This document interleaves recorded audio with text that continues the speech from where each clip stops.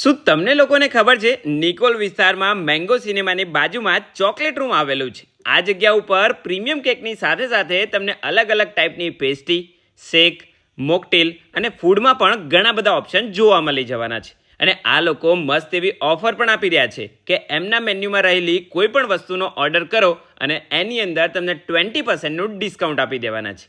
એ સિવાય પ્રીમિયમ કેકની ખરીદી ઉપર તમને 15% ડિસ્કાઉન્ટ આપી રહ્યા છે.